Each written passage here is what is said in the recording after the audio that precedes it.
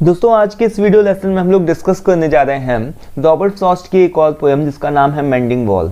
दोस्तों Robert Frost की एक दो और भी पोएम जैसे stopping by woods on a snowing evening और इसके अलावा बर्चेस पोएम को भी हम लोगों ने पहले की कुछ एक वीडियोस में कर करके रखा हुआ है। अगर आप चाहें तो देख सकते हो उन सभी वीडियोस को जाकर के, सभी वीडियोस का लिंक डिस्क्रिप्शन बॉक्स में मिल जाएगा या इसके अलावा आप एंड स्क्रीन पर भी देख सकते हैं। तो चलिए स्टार्ट करते हैं फिलहाल आज की इस पोएम को, मेंडिंग वॉल। दोस्तों मेंडिंग वॉल को पोएम को पढ़ने से पहले इसके टाइटल के ऊपर थोड़ा डिस्कस कर लेते हैं जिससे कि आपको पूरी पोएम समझने में आसानी हो। तो यहाँ पर जो मेंडिंग का मतलब होता है वो क्या होता है दोस्तों? मेंडिंग का मतलब होता है मेंडिंग मतलब कि मरम्मत करना किसी चीज की या फिर किसी चीज को रिपेयर करना। ठीक है, जब कभी भी कोई चीज टूट जाती है, अगर उसकी मरम्मत करने लायक होती तो हम उसको रिपेयर कर देते हैं। ठीक है, और अगर नहीं उसको रिपेयर कर जा सकते तो उसको हम लोग ऐसे यूज करके यूज एंड थ्रो कर देते हैं, मतलब फेंक देते हैं। ठीक है, तो यहाँ पर देखिए मेंडिंग का मतलब तो यही हुआ कि किसी चीज की मरम्मत करना, और वॉल का मतलब तो आप सभी जानते हैं जो दीवार होती है। तो मतलब कि ये समझने में सुनने में ही कितना अजीब सा लग रहा है कि दीवार की मरम्मत करना, इस चीज से रिलेटेड भी कोई पोएम को लिखा जा सकता है क्या? लेकिन दोस्तों ये जितना ही सुनने में एक बहुत ही कॉमन सा टॉपिक लगता है उतना ही बहुत ही बड़ा इशू है आज के इस मॉडर्न टाइम का, क्योंकि अगर जो दीवारें हैं उसकी जो भी मरम्मत नहीं की जाएगी या फिर दीवारें अगर नहीं होंगी तो हमको प्राइवेसी कैसे मिलेगी? ठीक है, और हर एक आदमी जो है आज के टाइम में थोड़ा सा प्राइवेसी चाहता है, अरे नहीं सारे समय के लिए चाहता है, तो वो कुछ समय के लिए, कुछ टाइम के लिए वो खुद से ही बात करना चाहता है, खुद में ही रहना चाहता है।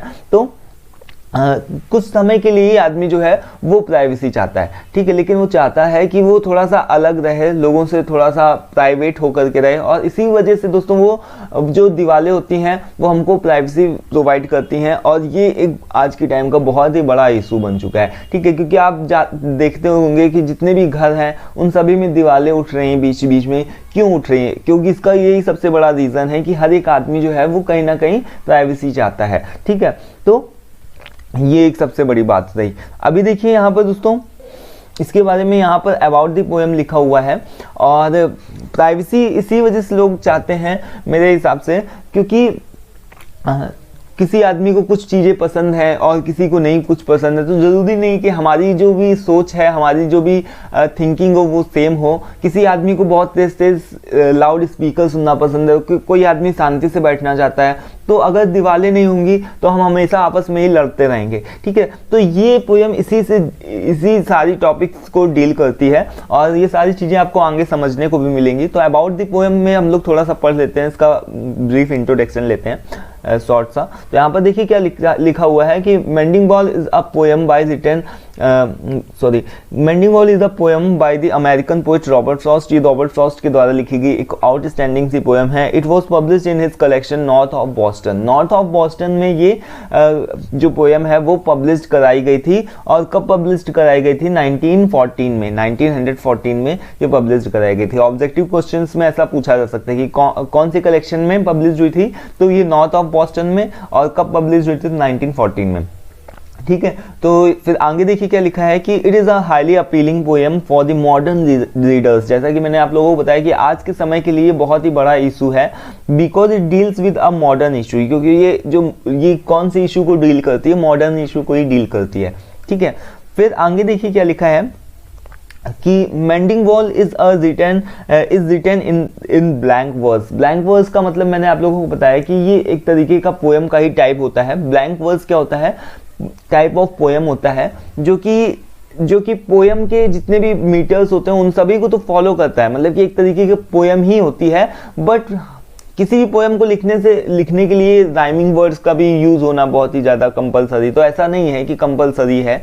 कोई एक पोएम जो होती हैं वो अनराइम्ड भी होती है, मतलब कि किसी भी तरीके कोई राइमिंग पैटर्न का उनमें रूल्स रेगुलेशन फॉलो नहीं होता है। ठीक है, तो अनराइम्ड मतलब कि किसी भी तरीके के हमको इसमें राइमिंग वर्ड्स नहीं देखने को मिलेंगे, जैसे कि कैट, बैट, सैट, इस तरीके से हमको बहुत सारे राइमिंग वर्ड्स आते हैं ना, तो वो राइमिंग वर्ड्स इस पूरी पोएम में हम लोगों को कहीं भी देखने को नहीं मिलेंगे। तो इसी वजह से यही सारी चीज़ें जो कि इस पोएम को ब्लैंक वर्ड्स बनाती हैं, और ये विच इज अनराइम्ड, और ये अनराइम्ड है आइम्बिक पेंटामीटर। आइम्बिक पेंटामीटर एक तरीके का छंद होता है, इसको आप हिंदी में बोल लो। और यहाँ पर आगे देखिए क्या लिखा है कि there are 45 lines in the poem without any rhyme schemes. तो यहाँ पर देखिए क्या लिखा है कि 45 लाइन्स आपको देखने को मिलेंगी इस पूरी पोएम के अंदर, और किसी भी तरीके के राइमिंग पैटर्न का यूज़ नहीं देखने को मिलेगा। ठीक है, तो यहाँ पर सबसे पहले मैं आप लोगों को बता दूं कि जो हम लोग जिस तरीके से हम लोग पोएम को करने जा रहे हैं वो अपने तरीके से करेंगे, क्योंकि जो 45 लाइन्स हैं उन सभी को करना तो बहुत ही मतलब मेरे हिसाब से सिंपल है और कहीं भी आपको आप इजीली समझ पाओगे। लेकिन जो पोएम का मेन पर्पस है, मेन जो थीम है, इसका जो समरी है, आप यहाँ पर देख सकते हो कि मैंने एक तरीके की समरी आप लोगों के लिए बनाई हुई है, जिससे कि आप लोगों को ऑब्जेक्टिव क्वेश्चंस आए, सब्जेक्टिव क्वेश्चंस आए, किसी भी तरीके कोई भी क्वेश्चंस आए तो आप उसको इजीली कर पाओ। तो अपने तरीके से हम लोग करेंगे, इसकी पूरी समरी को पढ़ेंगे, समरी को जानेंगे, समझेंगे, और लाइन बाय लाइन जो एक्सप्लेनेशन होगा वो आप को खुद से करना है। ठीक है, आपको कहीं भी पोएम का ओरिजिनल टेक्स्ट आसानी से मिल जाएगा इंटरनेट वगैरह पे, फिर आप उसको समझेंगे। आपको पोएम का जो ओरिजिनल टेक्स्ट है वो तो एकदम सिंपल है। ठीक है, तो यहाँ पर देखिए जो सेंटर आइडिया है वो इस पोएम का पूरा क्या है कि कुछ नहीं है, इस पूरी 45 लाइन्स में हम लोगों को बस यही चीज़ देखने को मिलेगी कि जो दो नेबर्स होते हैं, मतलब कि जो दो नेबर्स का मतलब दो पड़ोसी होते हैं, जिसमें से एक पोएट होता है, रॉबर्ट फ्रॉस्ट होते हैं, और उनका एक पड़ोसी होता है। दोनों ही फार्मर होते हैं। फार्मर का मतलब किसान ही होते हैं, मतलब नॉर्मल सी लाइफ जीते हैं वो लोग, और उनके बीच में एक दीवाल है। दीवाल का मतलब कि वॉल है, वही है, वॉल है, दीवाल है। तो हर एक स्प्रिंग सीजन, जब भी स्प्रिंग सीजन आता है ना, तो वो जो दीवार होती है वो कहीं ना कहीं धीरे धीरे से टूटने लगती है। आज के समय के तरीके पहले की जो दीवारें होती थी वो एकदम पक्की और मजबूत नहीं होती थी, वो हर एक मौसम में अलग अलग तरीके से देखने को मिलती थी, मतलब कि मिट्टी की बनाई जाती थी। तो कभी बरसात आई तो मिट्टी सारी जो होती थी वो तो एकदम चली गई, बह गई उसके साथ में, पानी के साथ में, और बचे क्या पत्थर। तो अब वो जो पत्थर होंगे तो वो तो कहीं ना कैसे करके गिरेंगे ही, है ना। तो यहाँ पर वही सारी चीज़ें होती थी कि बरसात आई, सर्दियाँ आई, सर्दियों के बाद में क्या हुआ, बर्फ इकट्ठा हुई नीचे साइड में, और जब स्प्रिंग सीजन आया तो जैसे जैसे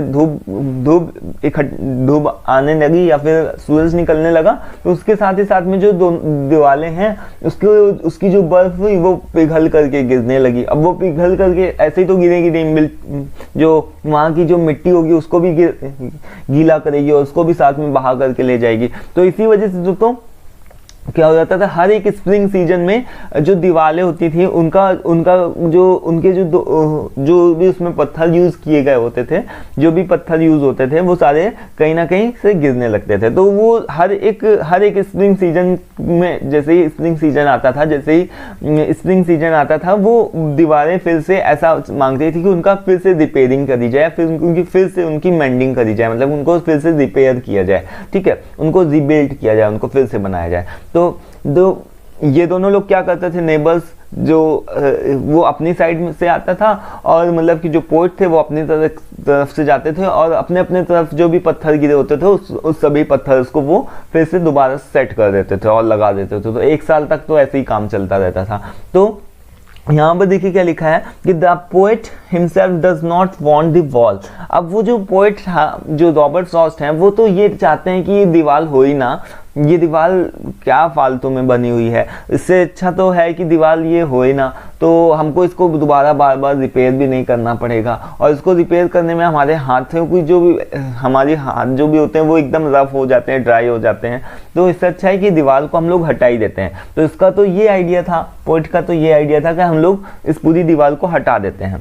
बट मतलब यहाँ पे क्या लिखा हुआ है कि the poet himself does not want the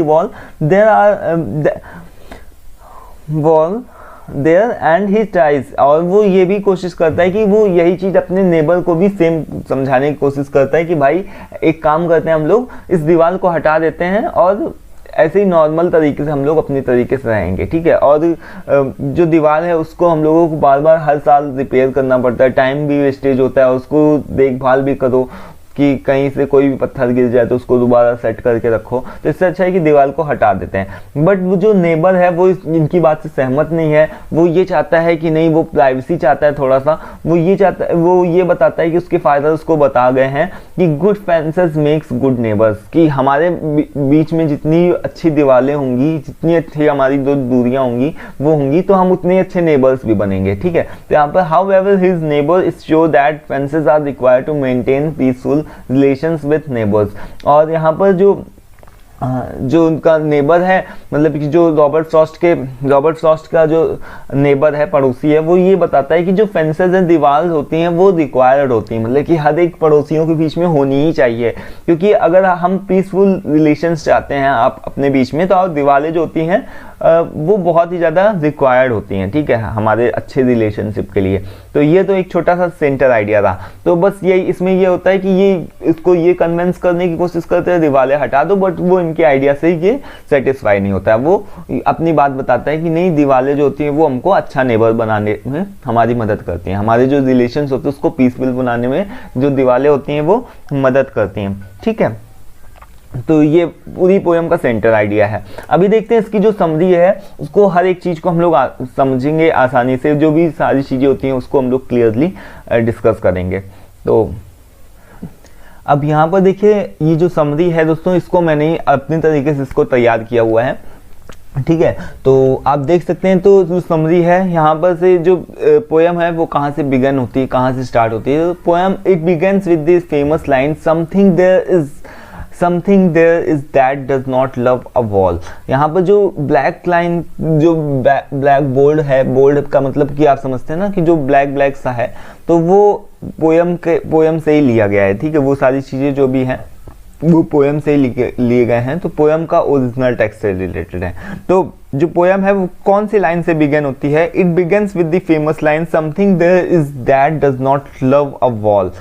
मतलब कि कुछ तो ऐसा है जो कि इस वॉल को पसंद नहीं करता है, कुछ तो ऐसा है, मतलब कि कोई तो ऐसा है इस चीज को रिप्रेजेंट नहीं करता है, कुछ तो ऐसा है, कोई तो ऐसा है इस चीज में, और कुछ तो ऐसा है इस चीज में, थोड़ा सा डिफरेंस है। और ये चीज कुछ तो ऐसा है कि मतलब कि कोई ना कोई अननोन फोर्स आप बोल लो, कुछ भी बोल लो। तो यहाँ पर देखने को क्या हमको मिलेगा कि the poet says that human beings may build wall but there is something that does not love this. यहाँ पर क्या लिखा हुआ है कि something that does not love this, so the ground beneath the wall start swelling from inside causing it to fall apart. यहाँ पर देखिए क्या लिखा है कि जो पोएट है वो ये बताता है कि जो भी ह्यूमन बींग्स होते हैं वो तो दीवालों को बनाते हैं। The poet says that human beings may build walls, मतलब कि जो ह्यूमन बींग्स होते हैं, जो इंसान होते हैं, वो तो दीवालों को बनाते हैं, लेकिन देयर इज समथिंग, मतलब कि कुछ तो ऐसा है दैट डज नॉट लव, जो कि इसको पसंद नहीं करता। और इसी वजह से जो ग्राउंड के नीचे, बिनेथ का मतलब क्या होता है दोस्तों, नीचे। जब भी किसी चीज के, जब हम अपने हाथ के ऊपर एक हाथ रखे होंगे तो my right hand beneath the left hand, तो इस तरीके से हम बोल सकते हैं, क्योंकि टच कर रहा है, ठीक है। और जब कभी कोई चीज टच नहीं करेगी, जैसे कि जो डॉग है वो किसी पेड़ के नीचे है, ठीक है, तो वो पेड़ को छू नहीं रहा है, तो वहां पर हम लोग अंडर का यूज करेंगे, ठीक है। जब लेकिन कोई भी चीज छू रही होगी, जैसे कि अगर हम चादर को ओढ़ करके लेते हुए हैं,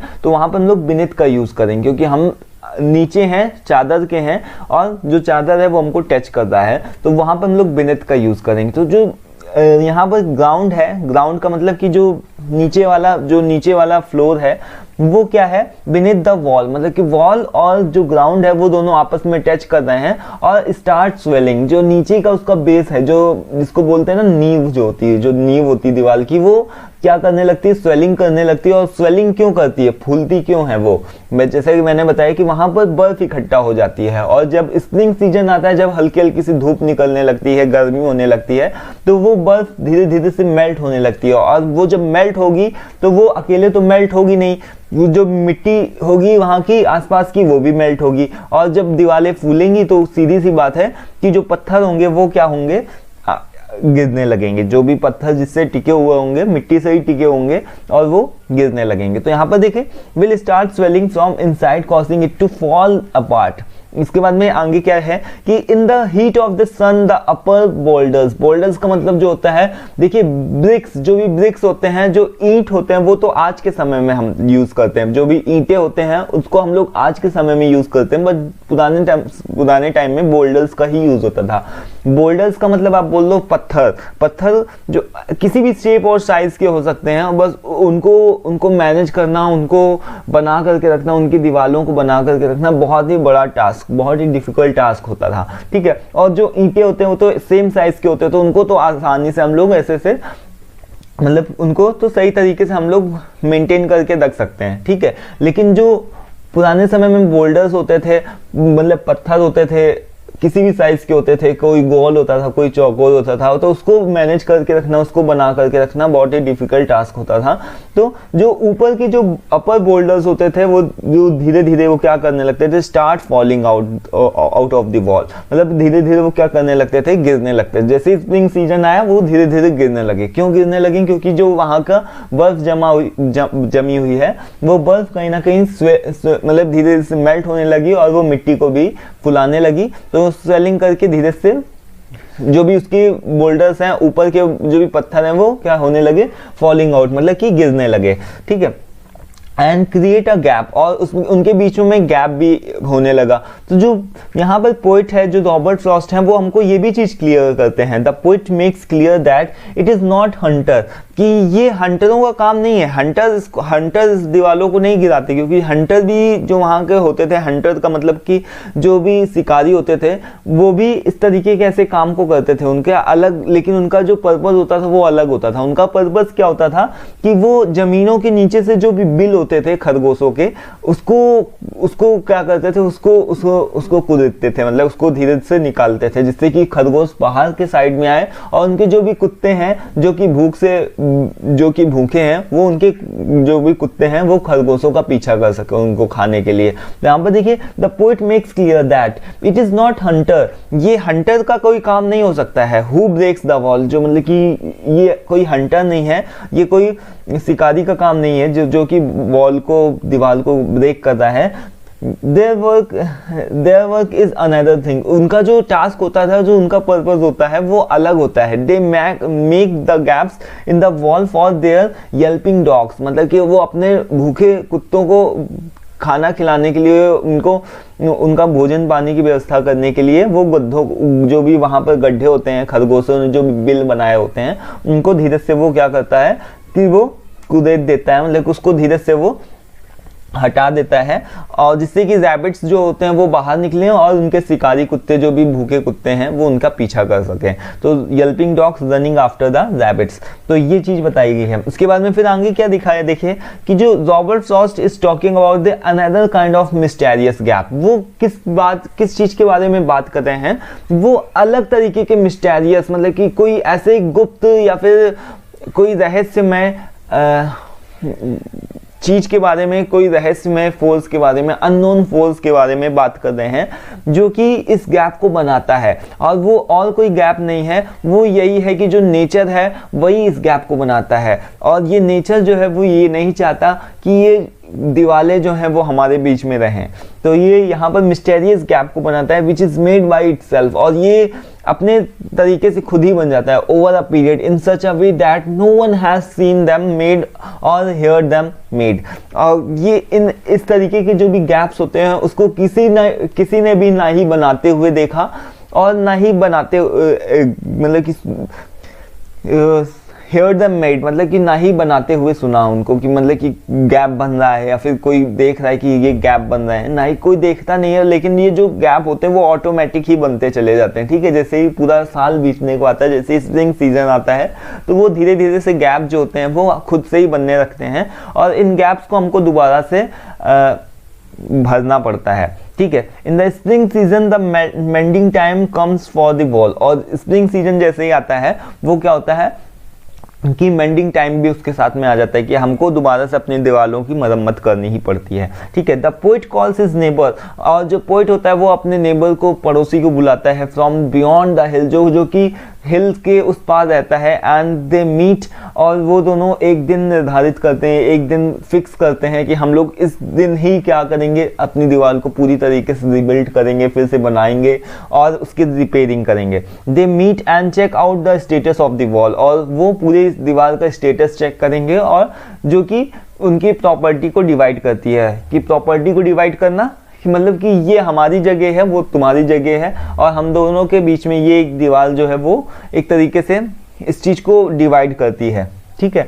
तो उसके बाद में क्या करते हैं ये लोग, they walk along the line where's the wall is standing between them, और वो दोनों अपने अपनी तरफ से दोस्तों अपने, जैसे कि ये एक वॉल है, कोई भी एक वॉल हम बोल लें, यहाँ पर ऐसे बोल दिखा सकते हैं हम कि जैसे कि ये कोई एक दीवार है, ठीक है। अब यहाँ पर ये इसका पड़ोसी है और ये रॉबर्ट फ्रॉस्ट है, ये रॉबर्ट फ्रॉस्ट है, ये इनका पड़ोसी है। अब ये दोनों क्या करेंगे कि यहाँ से स्टार्ट करेंगे और वहाँ तक की धीरे धीरे करके एक तरफ से ही चलेंगे। जो भी इनके तरफ पत्थर गिरे होंगे वो उसको सेट करके रखेंगे, और जो भी उसके नेबर के साइड में पत्थर गिरे होंगे वो उसको सेट करके रखेगा, ठीक है। फिर ये लोग इस पॉइंट पे आएंगे और ये भी इस पॉइंट पे आएगा। इस तरीके से अपने अपने साइड में ये दोनों लोग चलते चले जाएंगे, और अपने अपने साइड के जो भी पत्थर गिरे हुए होंगे वो पूरे सेट करके वो लोग दोनों लोग रख देंगे, और यहाँ पर इनका ये लास्ट पॉइंट होगा, ठीक है। तो ये अपनी तरफ रहेगा, ये अपनी तरफ रहेगा। आई होप कि आपको जो भी मैं बताना चाह रहा हूँ वो समझ में भी आया होगा।